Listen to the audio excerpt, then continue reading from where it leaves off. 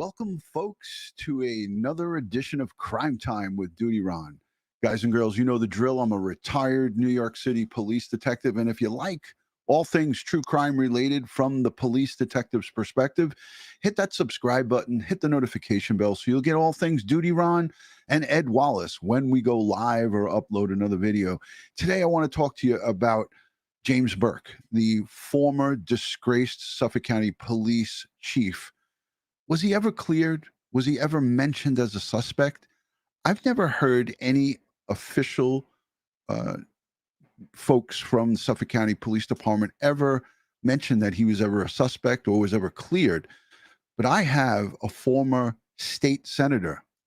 He did a video and a news conference in 2021, and his name is Phil Boyle, unbelievable pair of brass balls of steel. And I'm going to play that interview for you just in case you guys didn't see it. But before I get started, I want to say a special thank you to you, the Patreon supporters, the channel members, the folks who buy cups of coffee, the replay viewers, the moderators, the folks who leave comments in the chat and comments both before, during, and after the live is over. You are what makes this a great place. I send you love, respect, and appreciation. I never take you for granted, and I'm honored and humbled that you guys are here with me. On Monday, Labor Day here in the United States, it's September 4th already. Where did the time go? We're off. I'm out of the office, and I wanted to bring you this live because, you know, I took the weekend off to be with the family. You guys saw on the members only. I was up at my sister's house seeing my beautiful goddaughter's baby. Went to the beach yesterday. I did a couple of things that I don't normally do. So I wanted to just decompress and stay away from this. But as soon as I opened my emails this morning, while I was having my cup of coffee, I saw a whole bunch of stuff that I wanted to talk to you guys about. And there's a lot of new things. Listen, attorney for Shannon Gilbert, John Ray, came out with some unbelievable connections. He has, of course, he says his sources, and some of us like him, some of us don't like him. Some people just don't feel right about John Ray, but he's been advocating for not only just Shannon Gilbert and others, but he's been advocating for justice. But he does have a little bit of a different style. I'm going to be nice. I'm going to be nice about it and say his style is not the typical attorney style that you would always see and hear. So by a show of hands, who agrees with me on that? I mean, John Ray has been a voice for these victims. And again, I have my whole board here, Jessica Taylor, Shannon Gilbert, and he shouts from the rooftops. And sometimes he shouts from the rooftops in a shocking manner. So it is what it is. But happy Labor Day to everybody here in the United States. And thank you to all my friends joining from outside the country. Again, an unscheduled live stream. I want to say hello to Dawn Marie, Barbara George, Mystique, Corinne. Thank you. Thank you for being here. I appreciate everybody hanging out on a Monday. It feels like a Sunday. I don't know about you guys, but it feels like Sunday to me. But James Burke, he's definitely under the radar. He's been doing some really wonky things over the course of time, and I'm trying to be nice by saying wonky, but you know, recently arrested for soliciting a undercover prostitute in over here in Long Island on Bald Hill, and just having a long history of criminal activity as a police official. Went all the way back into the 90s, where he was accused, and as per the Internal Affairs Bureau, in uniform as a sergeant, having sexual relations in a marked police car. Who does that? Who allows a known prostitute to take your police vehicle with your gun in the back and drive it to go smoke crack? But who does that and then becomes and gets promoted to police chief after that? He also had a DWI on his record. That's a huge, huge no-no. A DWI. This stuff just doesn't add up, and it's crazy. But listen, former Senator Phil Boyle spoke out in 2021 on June 28th. And I don't know how many of you guys heard this interview, but he did it by the water, and I'm assuming that this is down by Gilgo at a spot. And he did this press conference. I actually reached out to him, spoke with him by text message, and I wanted to talk to him to find out if he ever received any responses, because you're going to hear him say that he wrote a letter to the now Attorney General, Letitia James. And most of us know that name, Letitia James, because she went after and prosecuted former President Donald Trump. And he also wrote a letter to now still in office and the man who was responsible for signing off on former police chief James Burke's promotion to police chief, Stephen Bellone. He's still the Suffolk County executive. Why would you promote somebody who has such a bad past to the top position, in top uniform position in the Suffolk County Police Department? This stuff bugs me, and I'm caught up on this. I'm caught up on this, and I don't think I'm going to be able to let it go.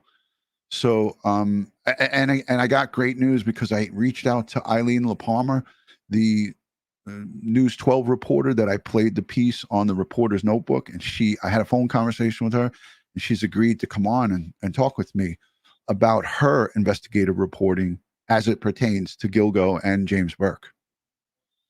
That is going to be an unbelievable live stream. So I hope you all will join me on that one. By a show of hands in the chat, put a 1 if you've seen former Senator Boyle's Gilgo Beach, Long Island serial killer press conference from 2021. If you had never saw it, never heard it, never listened to it, press a 2. Just want to see how many people have seen this, just to get an idea. Yeah, fuzzy doxy. That's saying it lightly. Corruption. That's saying it lightly. So here comes a bunch of number 1s, some number 2s. I'm surprised a lot of people seen it. Kudos to you guys who have seen it. Okay, so it's a mixed bag of shells. Yeah. I see Attorney Melanie Little's in the chat.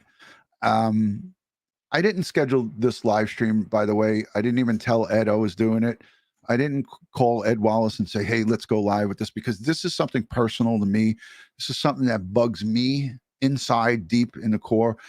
It started bugging me when I started covering this case in 2020, but I never really got a chance to dig up. And once I read the Internal Affairs official document, the official Internal Affairs report, as soon as I read that, it just blew my mind. It blew my mind that Suffolk County would harbor a criminal, and knowing that this guy's up to criminal activity. As a sergeant, he rose through the ranks by taking tests, but he was afforded the opportunity to take those tests to lieutenant and captain. And then he was bumped up to police chief with a history. Tom Spota, Suffolk County, now still Suffolk County executive, Bellone. Bellone should be removed from office, in my opinion. You call me what you want, but I think Steve Bellone, who's in office right now, representing, he's like the mayor equivalent of New York City. He's the mayor of Suffolk County. He should be disgracefully removed. He signed off on Burke's promotion after he got collared for a DWI, knowingly having sex on duty and in uniform, and probably a whole host of other stuff. I'm fired up. So, all right, let's listen to this. This is Senator Boyle. Again, remember, this is 2021, but I want you to cue in on what he says about Burke. And this guy's got balls, and he chose not to run for re-election. I don't think there's no term limits for senators. So he could have kept going, but he decided in 2022, just a year after this, not to continue in politics. And I want to ask him about it, why he chose not to go forward and to seek another term. So I'm not saying that it had anything to do with him coming out here, but wait until you hear how this guy speaks. And he's the only one that I've heard publicly say, I want to know if James Burke was a suspect or was ever investigated or cleared as it pertains to Shannon Gilbert and Long Island serial killing. So this is why I like this guy, because he's got balls, big brass ones. Yeah, we definitely need term limits. Definitely. All right, let's listen to this.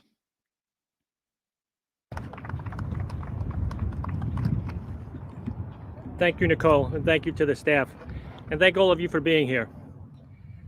Why are we here?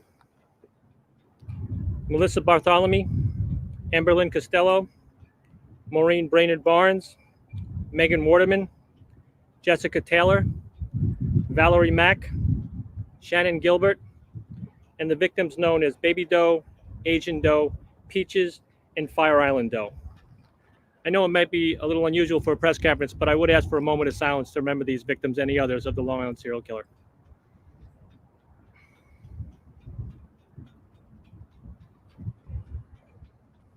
Thank you. So, the Gilgo Beach Long Island serial killer, where are we with this case? It's been over 10 years, and there have been no arrests.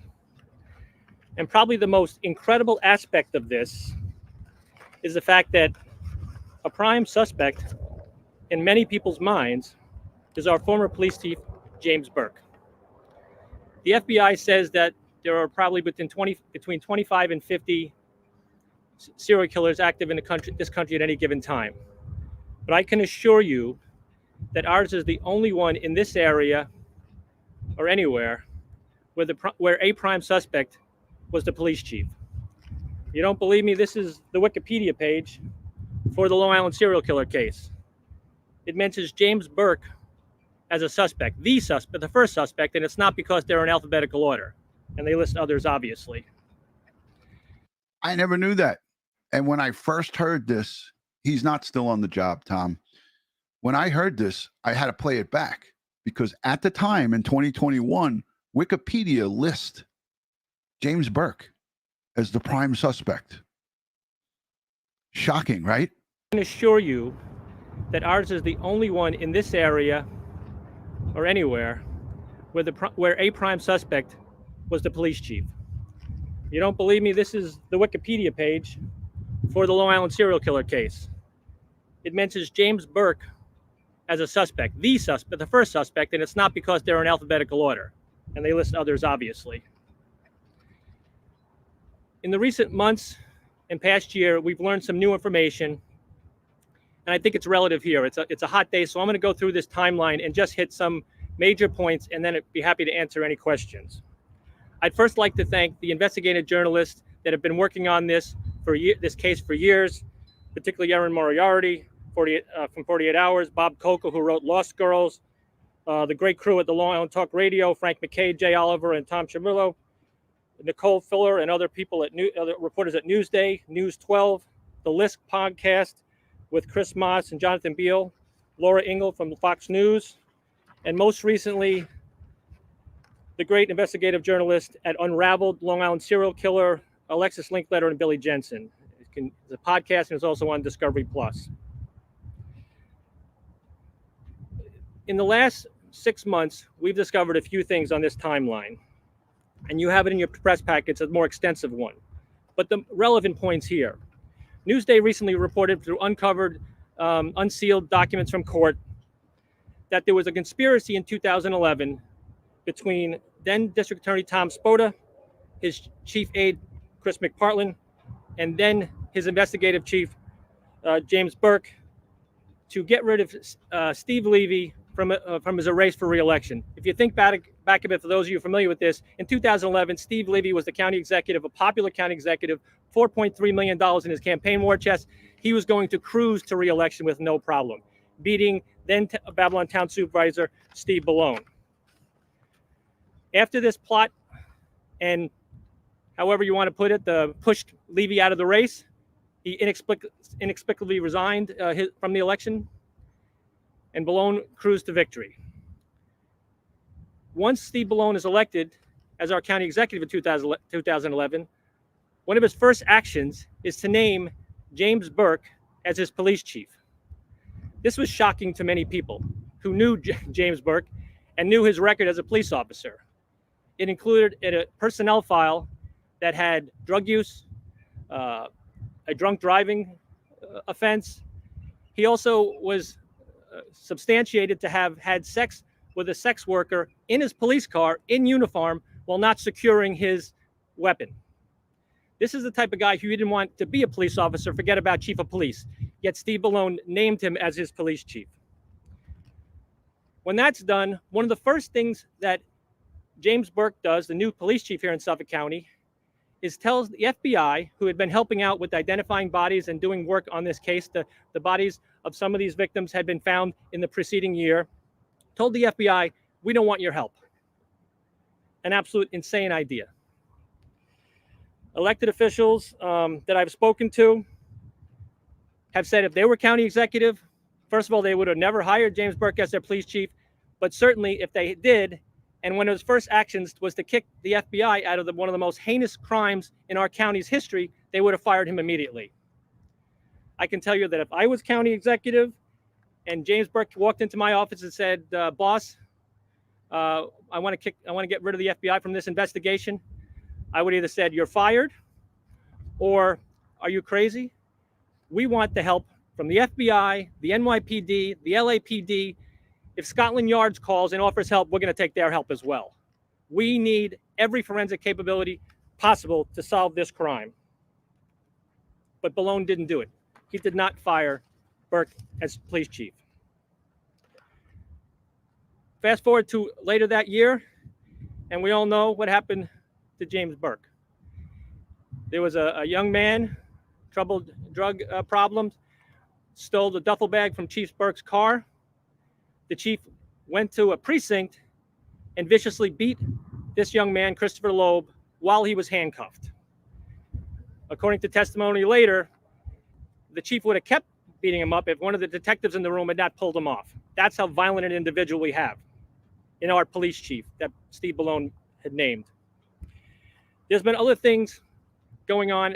What happened in the next 3 years was a cover-up between Spota, Burke, McPartland, and some of the detectives to keep this under wraps. What we recently found out through the great work of the Unraveled podcast is that during that time, Steve Bellone also made us a call to Newsday to kill a story that they were going to do about Burke having committed perjury in a civil suit. Why would he do that? I have no idea, but it was always to protect James Burke. We see a theme here that Steve Bellone continually protects and enables James Burke as his police chief. Unbelievably, in the most recent episode of the podcast, Unraveled podcast, Bellone said that he had come to understand that James Burke, his police chief, was a sociopath. Steve Bellone, our county executive, said he realized that his police chief was a sociopath and he still did not fire him.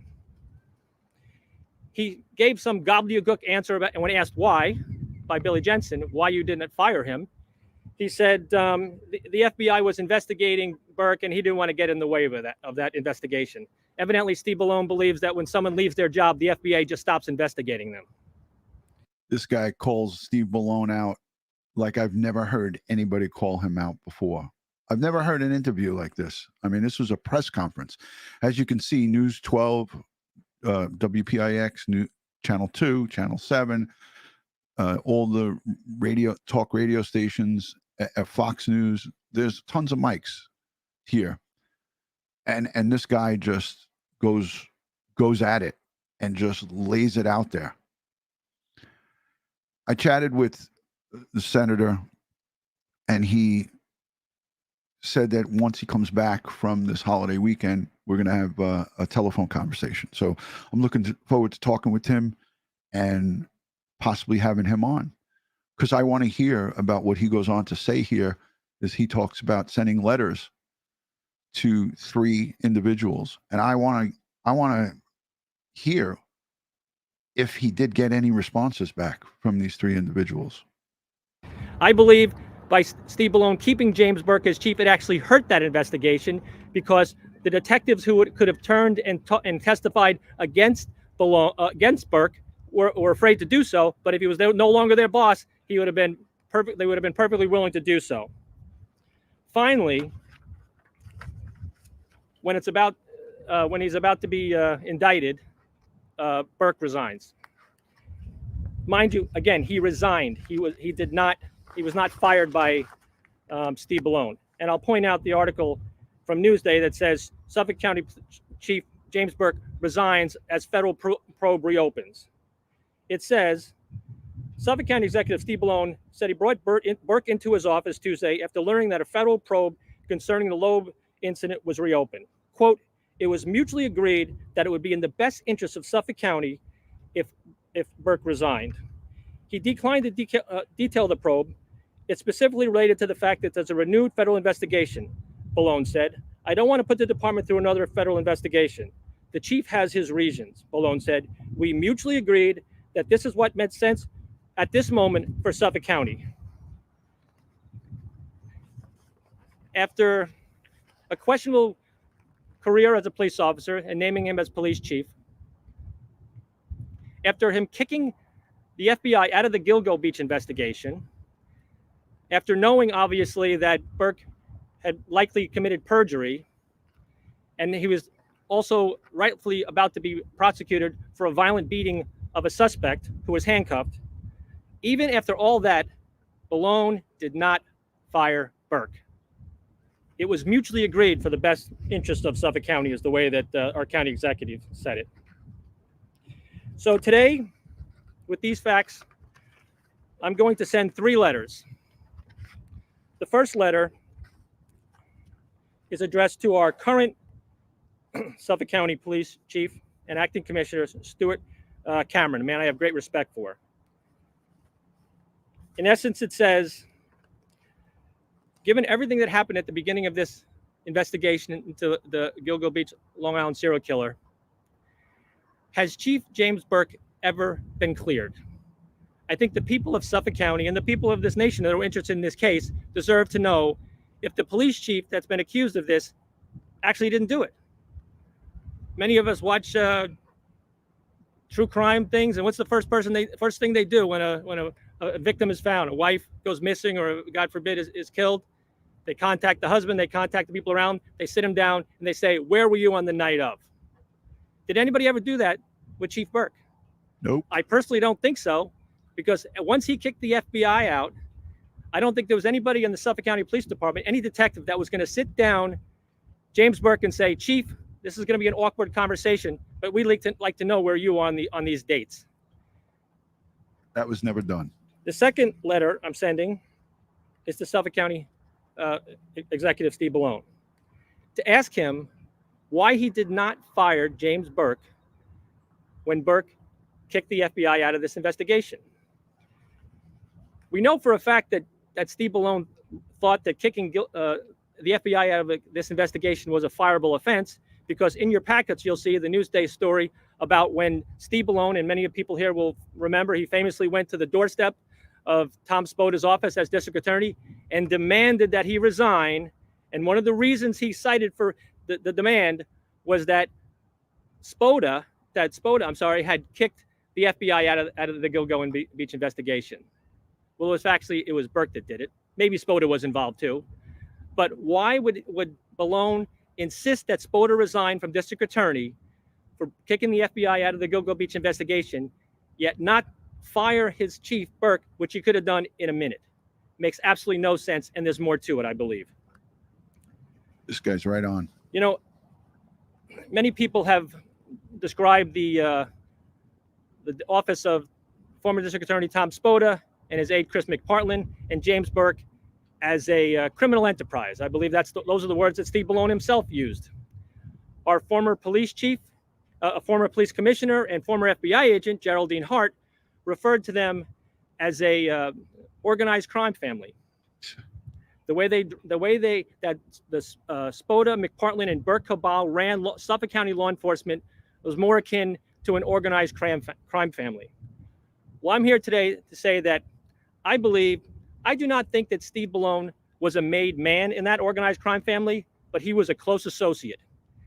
By him keeping Burke in office as his police chief, it enabled Burke to work with Spota and McPartland to do terrible things in this county, including not following up and doing a tremendous amount of research on this case. One of the other things that the letter to Cameron asked is what investigation took place beyond Burke. I hope Burke was questioned. Maybe he was cleared. Maybe it's all a big misunderstanding. That'd be good to find out. I also want to know what interviews were done by the Suffolk County Police Department. What forensic evidence was gathered by the Suffolk County Police Department in the weeks and months and years after Burke kicked the FBI out. And I don't want to hear any bull about it being an open investigation. These interviews, these tests would have been done more than 10 years ago. So it's not going to affect the outcome of this case. So for those of you who might get confused by what he's saying here, is he's asking for forensic evidence as it pertains to James Burke. Like, did you check his cellular data? Did you check his computer at home, his personal stuff? Like, he's asking not about forensic evidence of anyone else. He's asking of forensic evidence pointing to James Burke. Tremendous amount of research on this case. One of the other things that the letter to Cameron asked is what investigation took place beyond Burke. I hope Burke was questioned. Maybe he was cleared. Maybe it's all a big misunderstanding. That'd be good to find out. I also want to know what interviews were done by the Suffolk County Police Department. What forensic evidence was gathered by the Suffolk County Police Department in the weeks and months and years after Burke kicked the FBI out. And I don't want to hear any bull about it being an open investigation. These interviews, these tests would have been done more than 10 years ago. So it's not going to affect the outcome of this case. I would even say to the Chief Cameron, you don't even have to give them the names. Just tell us how many people were interviewed. Because a lot of people around here don't think anything was done once Burke kicked the FBI out of that case. I want to find out.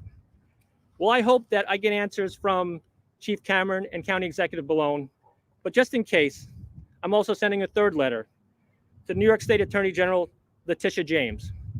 I'm asking Tish James to name a special prosecutor to look into the early investigation into the Gilgo Beach, Long Island serial killings. There are far too many conflicts and questions that are still in place 10 years later, and people want to know, the residents of Suffolk County, the residents of New York, and the residents of the United States need to know that everything that could be done was done to try and get justice for these victims and their families, and to ensure the people of Suffolk County that their police department at the time did everything that they could to solve this case. We'll find out. I have very much big confidence in the fact that since the FBI came back in 2015, that a real effort's been being made. So I'm asking Attorney General Tish James to focus on the period between the day that Steve Bellone was elected county executive in November of 2011 and the day the FBI came into this investigation full force in 2015. I intend to send these 3 letters, and I will keep you all abreast of any responses I get. And again, I thank you all for being here. I'll be happy to answer. So now I want to just let you guys know that I tried to find any responses. I went to his website. I went to all of he's no longer a state senator. He didn't seek another term in 2022. This was in June 28th of 2021. So I'm going to ask him when I get him on the phone, when I speak with him, did you get any responses to these letters? Was there any pushback? Did you get any type of, did anything happen for any retribution for you coming out and doing this? Don't forget, he's a New York State senator. He represents, I believe, Bayshore and Islip in the districts out in Suffolk County. But he did a hell of a job in pointing out all the things and all the questions that we want answers to. You know, just crazy. And here he mentions about Steve Bellone, right? He mentions about Steve Bellone going to the steps of Tom Spota's office, the Suffolk County District Attorney, and asking him to resign. I want to just play a little coverage of that. And again, this is from back in that time frame, but this is New York News, Channel 2. And they talk about County Executive Steve Bellone. And let's take a listen to this, because while it's fresh in your mind, I want you guys to hear Bellone ask for the resignation, and then you can hear disgraced, he's now still in jail, former District Attorney Tom Spota. He gives his response to it. It's like, it's pretty comical to actually hear this. Political shockwaves on Long Island tonight as Suffolk County's executive demands the district attorney step down. CBS 2's Jennifer McLogan reports now from Hauppauge.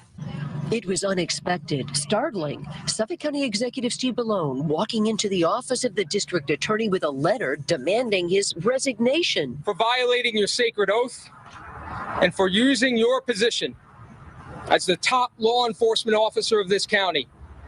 Tom Spota, you must resign from this office. What about James Burke? Longtime prosecutor refused. As for Mr. Bellone, his call for my resignation is not based on anything but a personal vendetta against me for investigating and prosecuting people that he is close to. The tit for tat came following some explosions. That was a reference to James Burke without saying James Burke's name. Did anybody catch on to that? Close to. The tit for investigating and prosecuting people that he is close to. The tit for tat came following some explosive allegations that the DA tried to conceal the criminal past of former Chief of Department James Burke and stood by him, that he refused and blocked federal law enforcement from working on the Gilgo Beach serial murder case, failed to prosecute possible. Does anybody recognize this guy? Can anybody recognize who that is without, I'm not going to let it play any further. Let me take the branding off. Let's see if anybody, I know that someone's going to get this.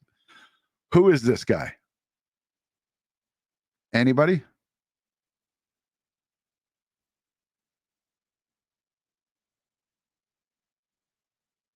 I'm waiting. Bueller. We've seen him recently. As it pertains to Rex Heuermann. I'm giving you little hints. I'm giving hints. I'm checking the chat to see if anybody got it. No, I guess nobody knows. This is old footage. Gina. Boom. I'll leave it on. Criminal activity uncovered in wiretaps, enforcement from working on the Gilgo Beach serial murder case. Failed to prosecute possible criminal activity uncovered in wiretaps of Robert Macedonio, a politically connected Robert Macedonio. The defense attorney reported in Newsday from working on the Gilgo Beach serial murder case. Failed to prosecute possible criminal activity uncovered in wiretaps of Robert Macedonio, a politically connected defense attorney, reported in Newsday. This culture of corruption cannot be allowed to continue. It must be swept out. I've never said it before, but I will say it now. The county executive has made and did make in the past multiple personal pleas to me in the presence of other prosecutors not to investigate or prosecute people that he was close to. Suffolk's Republican caucus called the feud humiliating. They both should resign. I mean, think about it. First of all, it's an embarrassment that these two are going at it like this. And if you look at this, it's plain and simple. They're both wrong. I will call on the governor to remove you from this office. It's a very, very difficult day for me. District Attorney Spota says he has no intention of resigning and would welcome the governor's oversight. From Hauppauge, Jennifer. Interesting, right? Interesting. So yeah, that's Asa Ellerup's attorney who represents her now. That's a whole nother live stream. It's a whole nother conversation. But again, former police chief James Burke, was he ever cleared? I want to get from former Senator Boyle the answers to that question. And I'm hoping that I get it, and I hope I can have him, come on to the show and talk to us about this, and maybe enlighten us on maybe more stuff that we don't know about.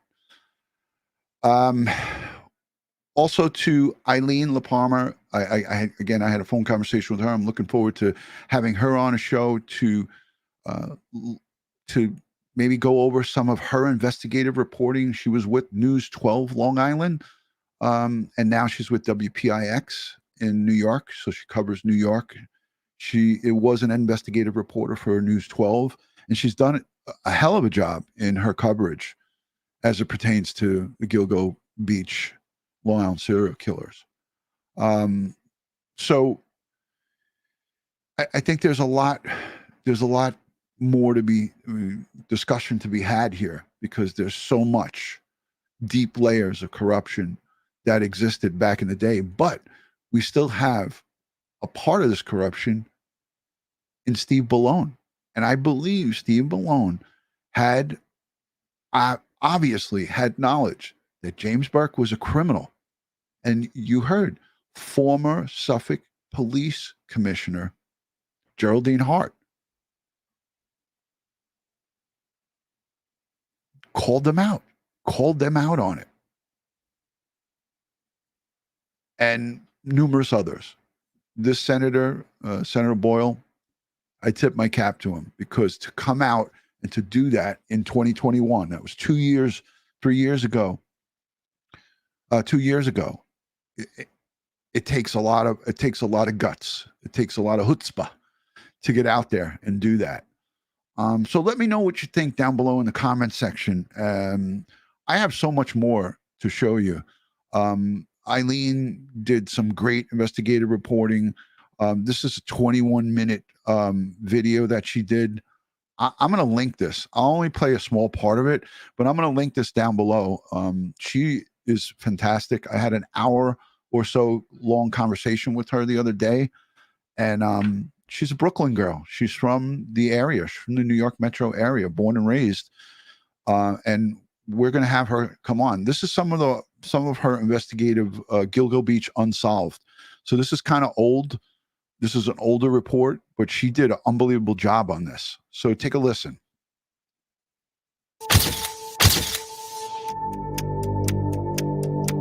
Please keep in mind that this is not an episode of CSI. This is an intensive, long-term investigation. We know we have 2 serial killers. Multiple remains were found in different ways over a long period of time. April 1996. 2 human legs that apparently had belonged to a woman. So if you go all the way back to Davis Park, Jane Doe, you have 4 women that were dismembered in a very particular way. We are on Ocean Parkway. The area behind me is a massive crime scene. The big case that started all of this was the disappearance of Shannon Gilbert. Police say the remains were actually found by their canine unit. Who is this victim, and are there more remains? There may be even more bodies out there. So far, 4 have been found, and Suffolk police say this could be the work of one person. Canine searches, helicopter area searches, we involve the FBI. I don't want anybody to think that we have a Jack the Ripper running around Suffolk County with blood dripping from a knife. We do believe that this item was handled by the suspect and did not belong to any of the victims. Shannon dials 911. It's a very compelling, dramatic tape. She was on the phone for 20 minutes. Those tapes are shocking. Why has the department not released those to the media or to the public? So I want to be clear on that, because I know there's been a lot of speculation. I will not stop this fight until we find this killer. We're looking at that we could have a serial killer. This may be a cold case for some time. It's unreal, and I'm just not.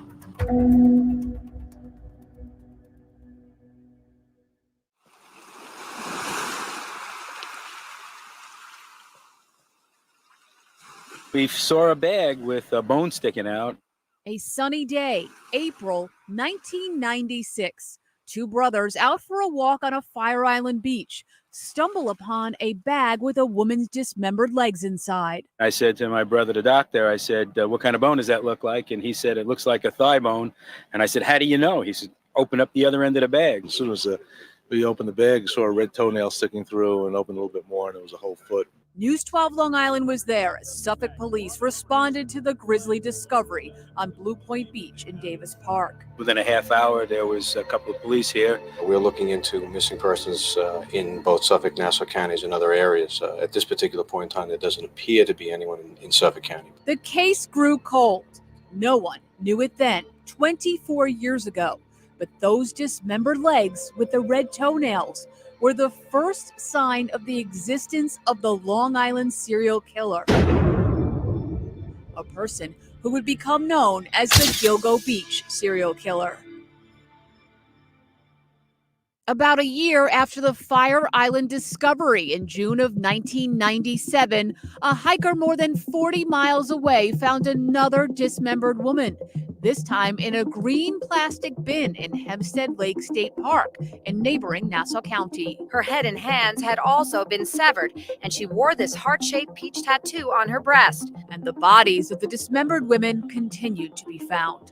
3 years later, in November of 2000, a woman's torso discovered in a wooded area near Halsey Manor Road in Manorville. 3 years after that, in July of 2003, a second torso was found a mile away. Saturday's victim had this wing tattoo on her lower right back, and police say the scrape lines were probably left by the killer.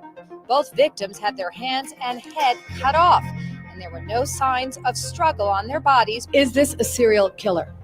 We have no evidence that these two crimes are linked. This is how things remained for 7 more years. Suffolk police not publicly drawing a connection between the 4 dismembered women. 4 separate crime scenes in 3 different locations, miles apart: Hempstead Lake State Park, Davis Park on Fire Island, and the woods of Manorville. Then, December 11, 2010, a stunning development. A Suffolk police officer with his K9 Blue found a woman's body along Ocean Parkway near Gilgo Beach. The media at first told he was conducting a training exercise. The dog gave me an indication, which means his tail started waving. He started sampling the air. At that point, I saw the skeletal remains of a body. 2 days later, 3 more women were found, their bodies dumped in a similar way along the north side of Ocean Parkway. Police saying today they were dumped separately over the last year and a half. Thrown out of a vehicle into the foliage, into the area that's off the roadway so that they wouldn't be seen. It was on December 14th, 2010, when we first heard the term serial killer connected to the 4 bodies that have been found here along Ocean Parkway.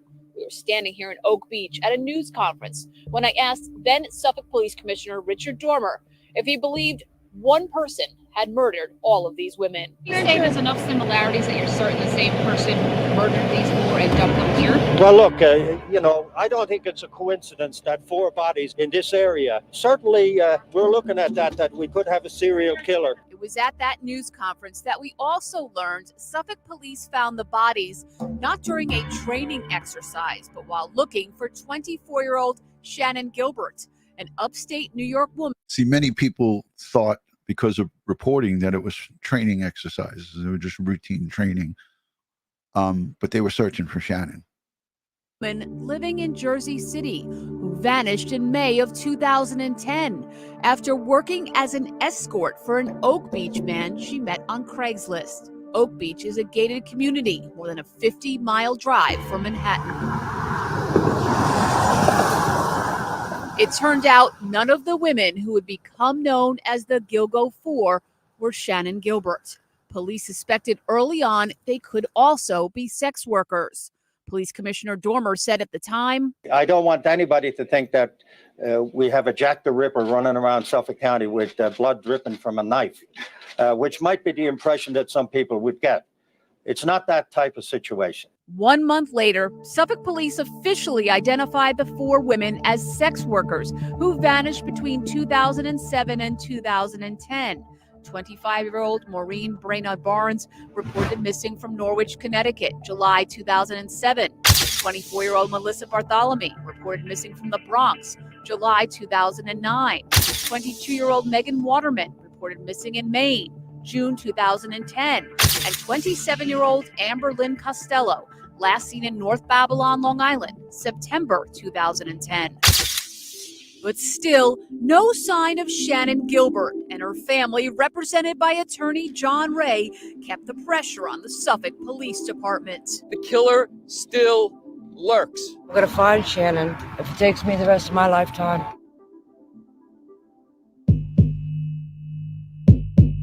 time of 2010, I was the chief of detectives of the Suffolk County Police Department. I was reluctant to do this interview. Earlier this year, Dominic Bellone, who is now retired, agreed to speak with me in this rare one-on-one interview about the Gilgo Beach serial killer investigation that he oversaw. What were your thoughts when, okay, so one body was found and you realized it wasn't Shannon Gilbert? Surprise. Shock, surprise. We were all convinced that this was Shannon Gilbert. I do know that we did an exhaustive search for Shannon, a whole year, canine searches, helicopter aerial searches. We involved the FBI. At one point, They searched the whole length of Ocean Parkway.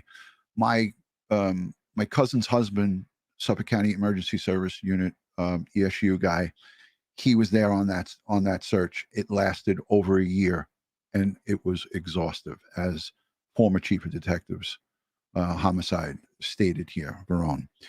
Hey, if you want to see the rest of this, I have time. I could play it. It's good. There's another give or take 15 minutes or so to this. If you want to see the rest of this, because this is fascinating. I watched it once. Press a 1 in the chat. If you don't have time and you'd rather just watch it yourself, put a 2. I'll let just a little bit more play. But if the 1s outweigh the 2s, I'll let the last of this 15 minutes roll. But she interviews former police commissioner Geraldine Hart. She was a former FBI head of the office, the Suffolk office. Eileen LaPalmer does unbelievable work, and I'm going to have her on, and we're going to spend a nice half hour, 45 minutes talking about her work. But the 1s look like they outweigh the 2s. So I guess we're going to play it. I'll play it uninterrupted. This is continuing coverage with Suffolk County former chief of detectives, Eileen LaPalmer, in studio interview. Actually in an office, it looks like. The entire team of investigators flew up from the Behavioral Analysis Unit in Quantico, Virginia. Gilbert was finally found in December 2011, a full year after the Gilgo 4. During the search for Gilbert, a total of 10 sets of other human remains were found along Ocean Parkway, including the body of an Asian male and a female toddler. The area in and around Gilgo Beach has been used to discard human remains for some period of time. DNA then linked some of the newly discovered body parts back to the 4 dismembered women from the late 90s and early 2000s. A skull found in Nassau, part of the woman whose legs were found on Fire Island. Arms with gold jewelry, part of the woman with the peach tattoo. The toddler determined to be her child. And finally, a head and hands linked to the 2 Manorville torsos. A lot of questions still remain as to how many serial killers do we have. And certainly that cluster, that close group, we know that was one serial killer. It becomes more controversy when you look at the male who was found nearby and killed in another manner. In almost all of these cases, these victims were dead before it was even reported to the police that they were missing. Shannon was an exception. So what did happen to Shannon Gilbert the last night she was seen alive in May 2010? A man named Michael Pack had driven her to the Oak Beach home of the man who hired her, Joseph Brewer. But her likely Gilbert's final moments were captured on an almost 20-minute frantic 911 recording. So that was Joseph Brewer. We don't get to see him that often. By a show of hands, I have personally had never seen video or pictures of him. That's the John who called Shannon Gilbert out to his house for a 2-hour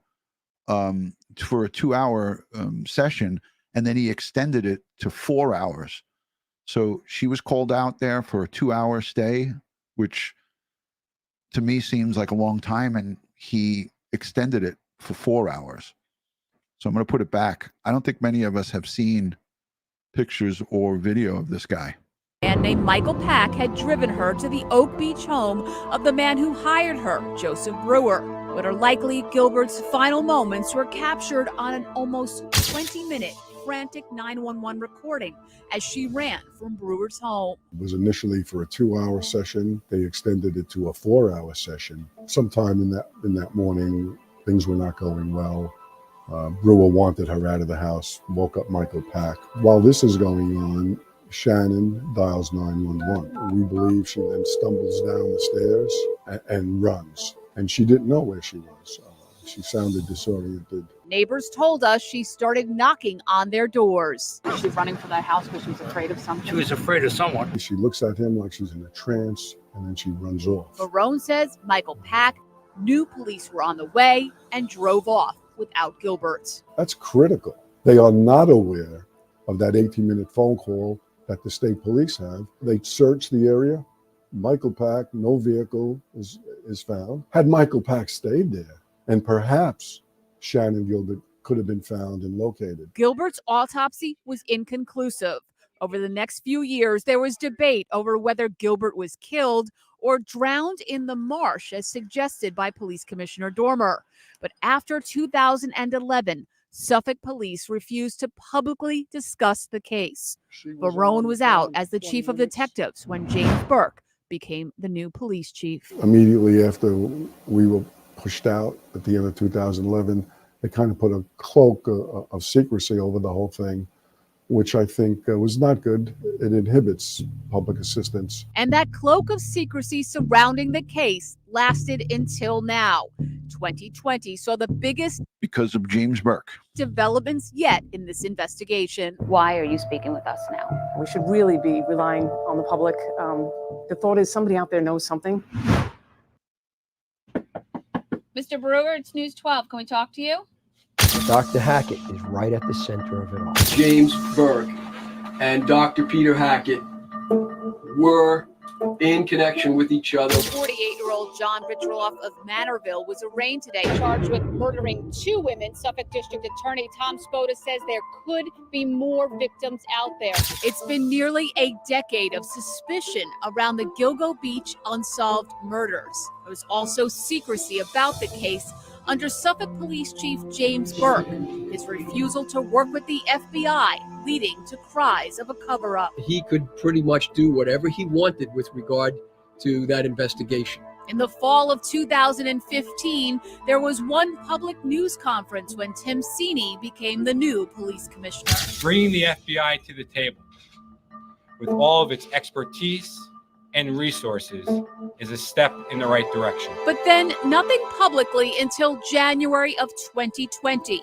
The current police commissioner, Geraldine Hart, releasing never-seen-before evidence, a belt found at one of the original crime scenes. We do believe that this item was handled by the suspect and did not belong to any of the victims. Police also sent DNA from the still unidentified victims to the FBI for familial DNA and genetic genealogy, techniques not approved at the time by the New York State crime labs. If they're identified and their lives then can be traced, and we can see perhaps a history, a connection between one and another. Then in May, the biggest development. Hey, just so you know, Friday night, we're going to have forensic anthropologist Dr. Murray Marks, forensic dentist and odontologist Dr. Larry Dobrin from the New York City Medical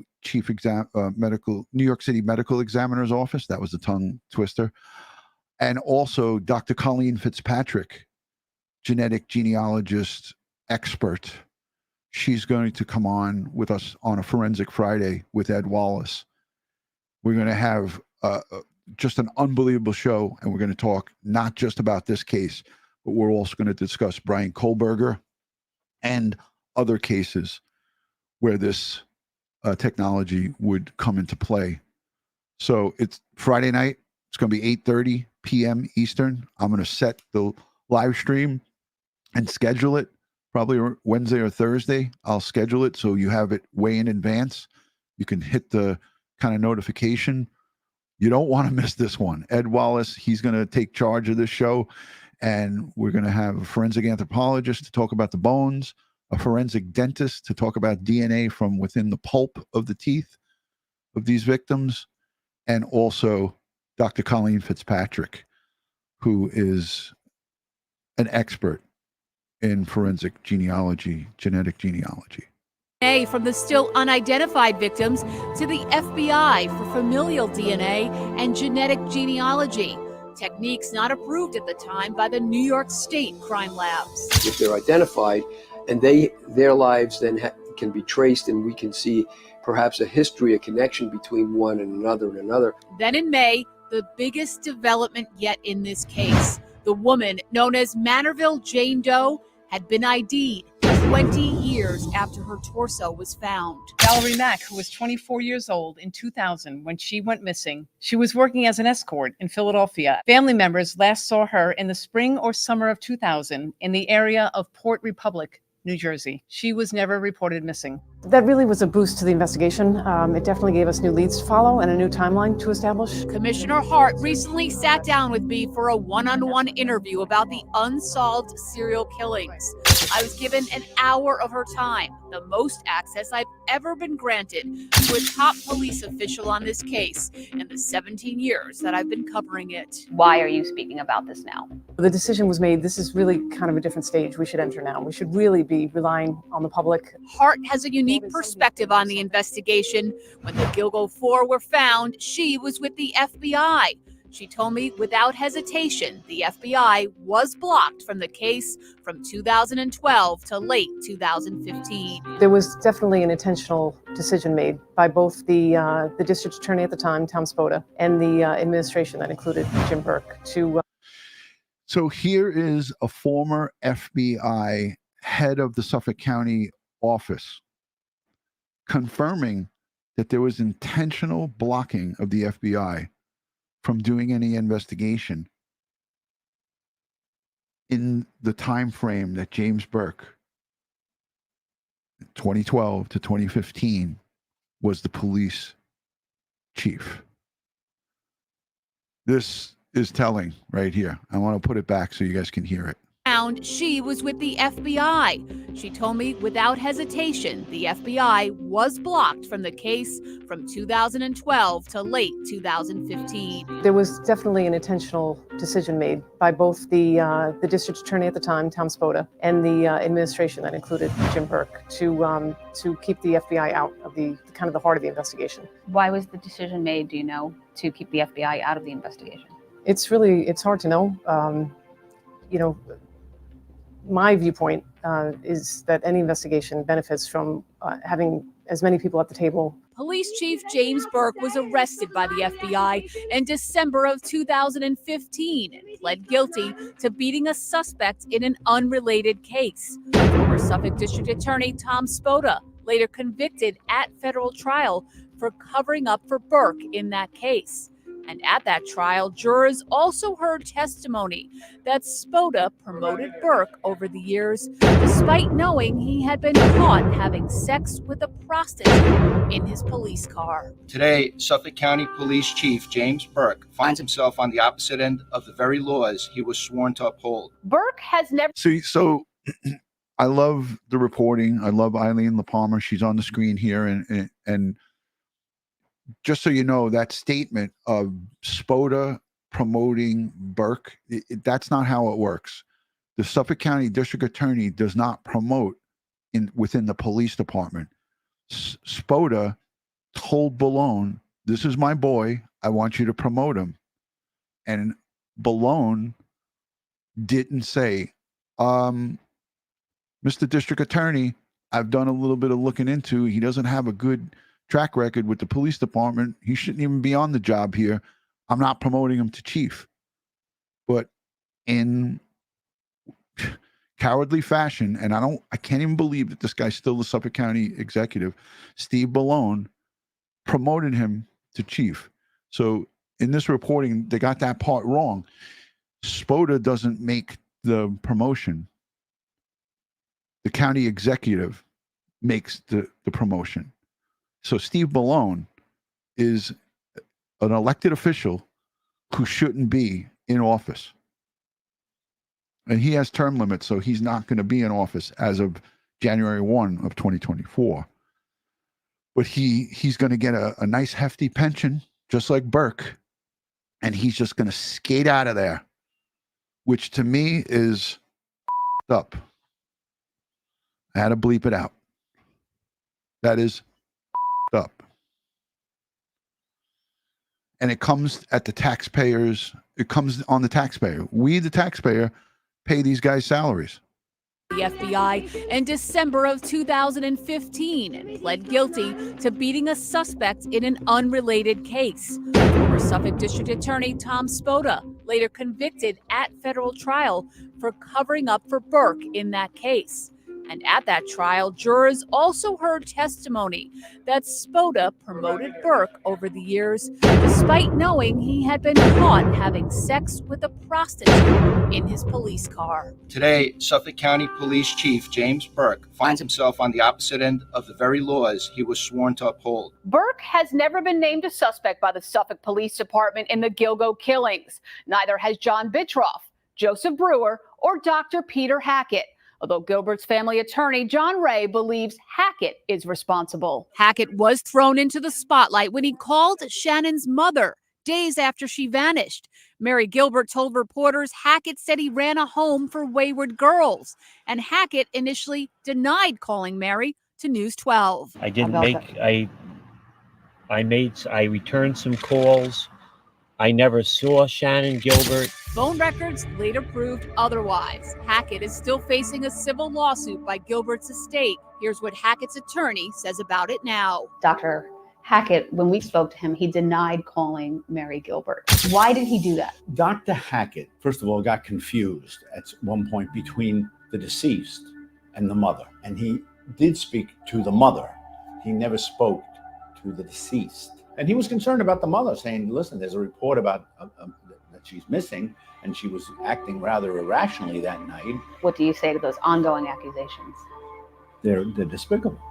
Mr. Hackett, Dr. Hackett, has never killed anyone, and there is no evidence linking him to the death of this poor girl. As part of his civil suit, attorney John Ray fought the Suffolk Police Department in court and won, receiving a copy of the 911 recordings from Gilbert's last known night alive. A judge has barred him from speaking specifically about what's on the tape. He has demanded, though, that police release it to the media. Those tapes are shocking. Why has the department not released those to the media or to the public? Right. So I want to be clear on that because I know there's been a lot of speculation that's come up around this.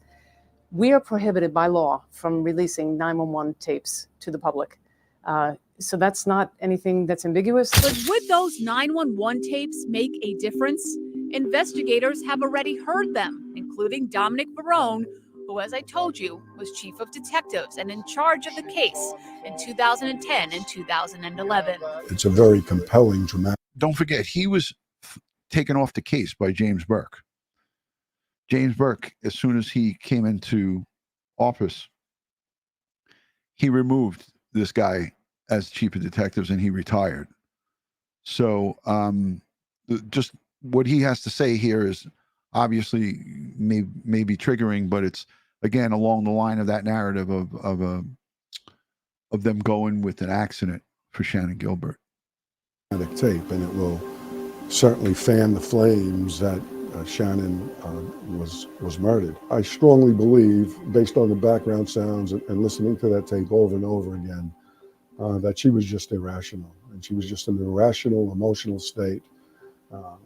And I don't think, that someone was trying to kill her. It cannot be ruled out. Her death was ruled by the medical examiner to be undetermined. So therefore, we're open to the idea that it could have been a murder. We're open to the idea that it could have been accidental. The bottom line, will this case ever be solved? Is there a suspect? So no, we do not have a suspect now, but I do not comment on whether somebody was or somebody wasn't a suspect. So that's something I would go into. But we certainly do not have anybody that we're looking to arrest anytime in the immediate future. Can you say that the department obviously has investigated numerous people over the years Certainly. and run down those leads? Certainly. And that's an ongoing process. This may be a cold case for some time. No suspects, no arrests, and as time ticks away, memories fade. It's something that we hope is resolved at some point in some time. So what's next? So far, Suffolk police have put out a total of 4 photos of a belt they believe was... All right, I'm going to stop it there because, again, this is stuff from in the past, but I just wanted you to hear some of the great coverage by our good friend Eileen LaPalmer. She is going to be on with us hopefully soon, and I got to work out the logistics with her. You know, she's a full-time reporter with WPIX in New York here. But I did have, like I said, a conversation with her, and I think it's going to be a great informative live stream to hear what her investigative reporting uncovered. And again, she doesn't have the answers to some of the things and some of the many questions that we so desire, but it would be great to hear some of the things that she reported on that maybe got you know, kind of buried in like some of these reports that I dug up here. I know many of us haven't seen it. Many have, but there is a great part of the true crime community who just started following this case recently that maybe haven't seen some of these older reports.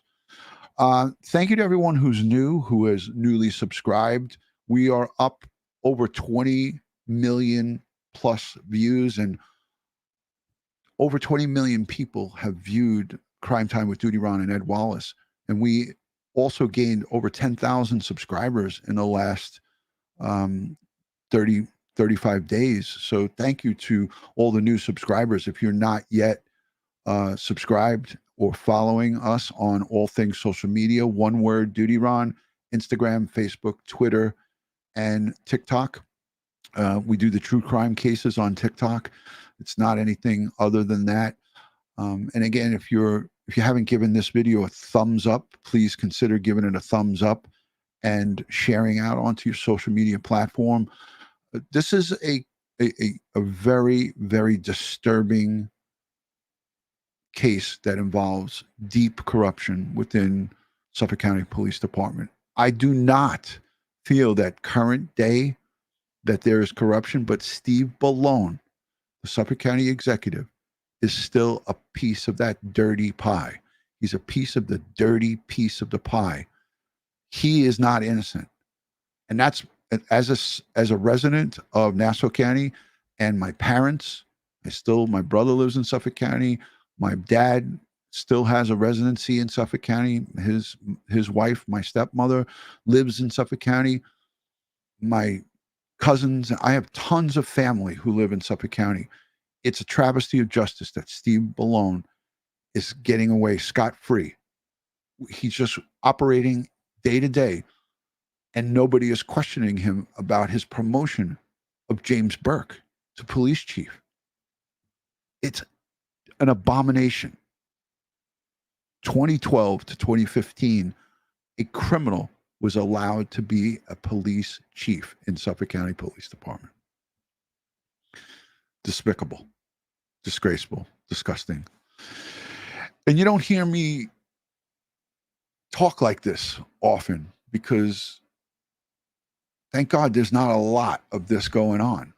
But this has been going on for a long period of time, and certain people are getting away with it. And James Burke gets $145,000, $145,000, $455,000 every year from his pension.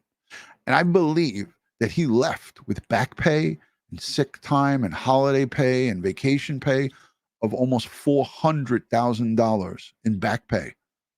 So when he got out in 2015 and was able to resign with the police commissioners and the Suffolk County executive's permission, he was able to resign.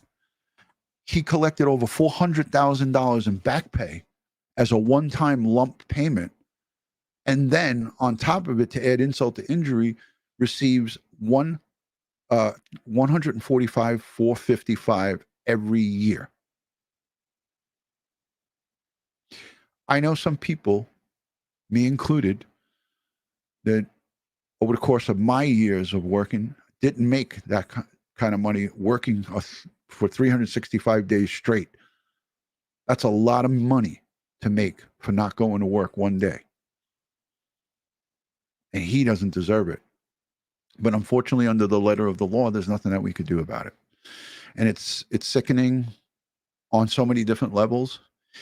It tarnishes the very badge that I love and spent much time with, New York City police detective.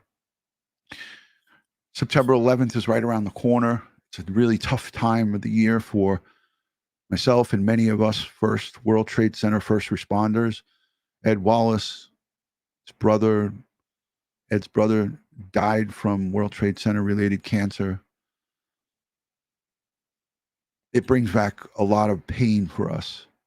So as we get closer to September 11th, I become just a little more quiet, a little bit more to myself. This year, I feel it already.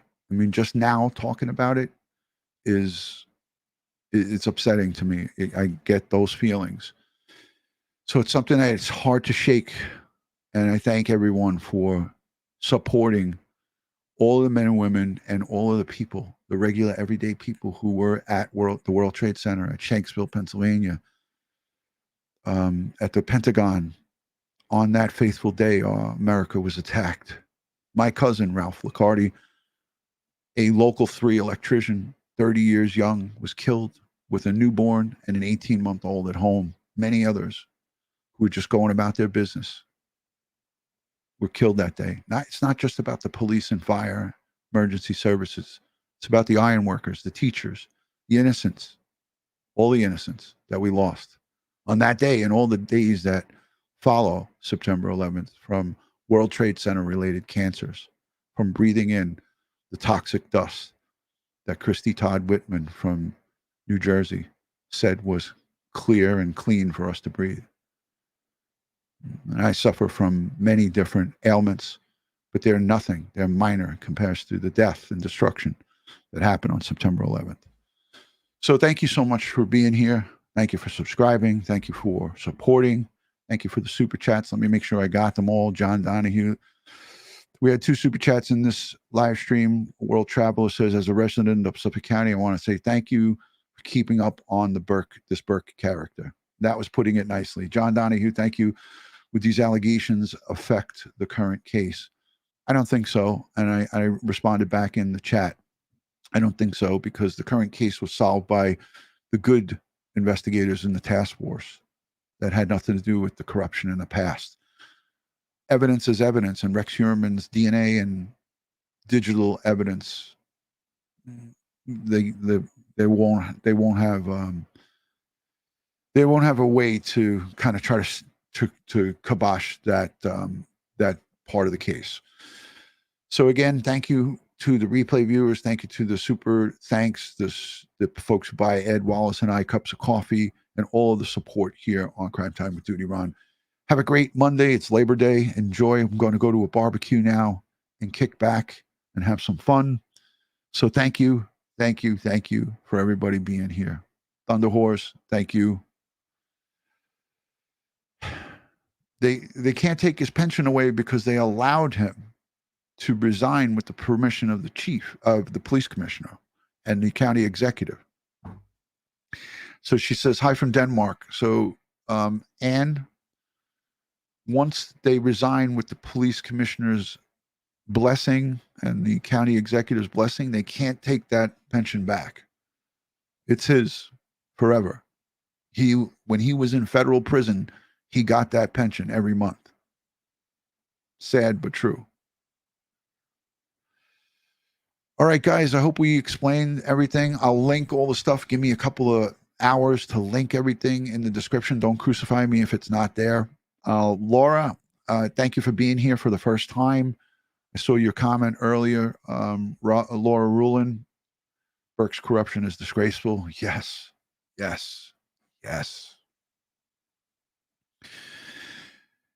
It makes it really difficult for the good men and women of law enforcement to go about doing God's work and going out there and laying your life on the line and trying to bring evil to justice when you have scumbags like James Burke running around. So, yeah, let me know what you think in the comment section down below. Again, I love to have these conversations after the live stream is over. So if you want to leave comments in the comment section, I'm always open to answering back and forth with those comments. Stand by Lexi. She knows it's coming. The cop team, Kara, Oscar, and Popeye. So thank you to everybody. Joey Brooklyn, I see, is here. Donna Marie, the mods, all you guys. Fantastic. I love you guys. Talk to you soon. Peace and love from Crime Time with DutyRon. Let me see if I can find my outro. I can't find it. Oh, there it is. All right. Woohoo. Have a great Monday. We'll see you soon. Friday Night Forensics, 8:30 Eastern. Dr. Murray Marks, forensic anthropologist. Dr. Larry Dobrin, a forensic dentist and odontologist. And Dr. Colleen Fitzpatrick, a genealogy expert, DNA, so forth. You're not going to want to miss it. See you soon. Peace. Oh, one more. Let's send strength, prayers, and positive vibes to all of the victims of the Gilgo Beach murders. Melissa Bartholomew, Megan Waterman, Maureen Brainerd Barnes, Amber Costello, and all the unsolved cases, up to 11, maybe more. Let's pray for them, pray for their families. Take care, guys.